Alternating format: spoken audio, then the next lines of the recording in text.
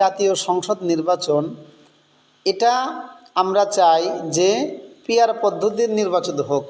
PR পদ্ধতি নিয়ে আলোচনা জমে উঠেছে। রাজনৈতিক বিভিন্ন মহলে এখন এ পদ্ধতি নিয়ে কথা হচ্ছে।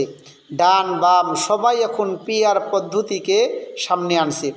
এ পদ্ধতির মাধ্যমে বাংলাদেশের রাজনীতি নতুন এক সংস্কৃতিতে পা রাখতে পারবে।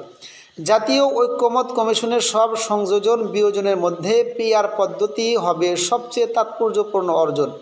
এ পদ্ধতির মাধ্যমে স্বৈরাচার হয়ে ওঠার পথ রুদ্ধ হবে। সব সময় সংসদ ইনক্লুসিভ থাকবে। প্রতিটি ভোটারের ভোট মূল্যায়িত হবে। রাজনৈতিক দলগুলোকে মধ্যে এক ধরনের ইতিবাচক প্রতিযোগিতা বৃদ্ধি পাবে। মারামারি, টাকা দিয়ে ভোট কেনা বেচা, আঞ্চলিক নেতামি এগুলো সব কমে আসবে। সকল দল তার দলের সর্বোচ্চ মেধাবী, সৃজনশীল ও কর্মঠ ব্যক্তিদের সংসদে পাঠাতে পারবে। আর সবচেয়ে বড় কথা, 28% ভোট পেয়ে 100% জনগণকে শাসন করা ভুয়া রেওয়াজটা আর থাকবে না। পিআর পদ্ধতি নিয়ে ইসলামী আন্দোলন বাংলাদেশ তথা চরমনাই পীর সাহেব হুজুর একেবারে শুরু থেকে সরব ছিলেন, এখনও আছেন। অন্যান্য দলও এখন পিআর নিয়ে কথা বলা শুরু করেছে।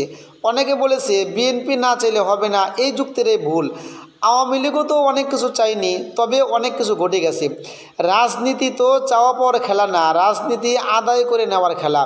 বিএনপি যদি 30% ভোট পেয়ে 100% জনগণকে শাসন করতে চায়, এটা তাদের দোষ না।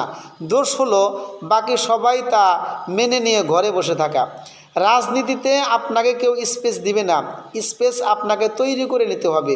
তাই পিআর পদ্ধতি নিয়ে আওয়াজ উঠুক, পিআর পদ্ধতি বড় পরিসরে আলোচনায় আসুক। আমরাও চাই আগামী জাতীয় সংসদ নির্বাচন পিআর পদ্ধতি হবে ইনশাআল্লাহ।